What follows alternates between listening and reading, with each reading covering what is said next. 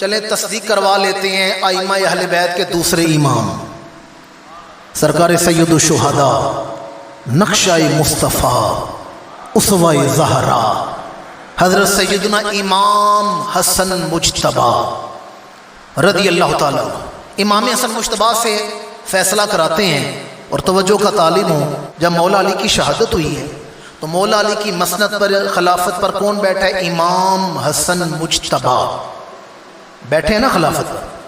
اگلا دن آیا، سارے لوگوں کو جمع کیا، جو پہلا خطبہ دیا نا، یقین جانیے ذمہ داری سے کہ علماء بیٹھے ہیں، یہ جو دعویٰ میں سنانے لگا ہوں نا، یہ دعویٰ علی دا وڈا پتر ہی کر سکتا ہے، یہ امام حسن امام حسین ہی کر سکتے ہیں، اور کوئی نہیں کر سکتا۔ آپ نے خطبہ پڑھا، اللہ کی حمد پڑھی، حضور اقدس پر درود پڑھا، پھر آپ نے اپنا تعارف کروایا، تعارف سننے والے فرمایا لوگوں سنو، انا ابن النذیر، انا ابن النذیر، فرمایا اللہ نے پوری کائنات میں جسے ڈر سنانے والا بنا کر بھیجا تھا میں اسی محمد کا بیٹا ہوں۔ انا ابن النذیر، انا ابن البشیر، اللہ نے جسے خوشخبریاں سنانے والا بنا کر بھیجا تھا میں اسی رسول کا بیٹا ہوں۔ انا ابن السراج المنیر، جس کے جلووں سے، جس کے چہرے اقدس کی ضیاء پاشیوں سے کائنات چمک رہی ہے، میں اسی محمد کا بیٹا ہوں۔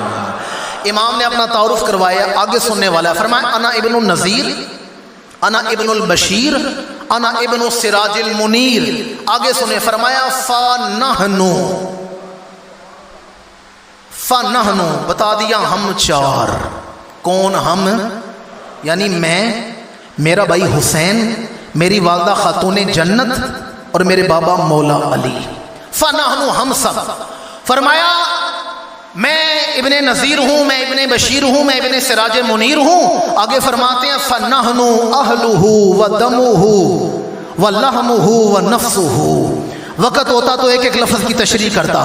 فرمایا ہم محمد کی اہل بیت بھی ہیں، محمد کا خون بھی ہیں، محمد کا گوشت بھی ہیں، محمد کی جان بھی ہیں۔ سمجھے نہیں میں کیا کہہ رہا ہوں؟ فَنَحْنُ أَهْلُهُ وَدَمُهُ وَلَحْمُهُ وَنَفْسُهُ، ہم اس رسول کیا کہ اہل بیت بھی ہیں، ہم ان کا خون بھی ہیں، ہم ان کا گوشت بھی ہیں، اور ہم ان کی جان بھی ہیں۔ آگے فرماتے ہیں فَنَحْنُ مِنْهُ وَهُوَ مِنَّا، ہم ان سے ہیں وہ ہم سے ہیں۔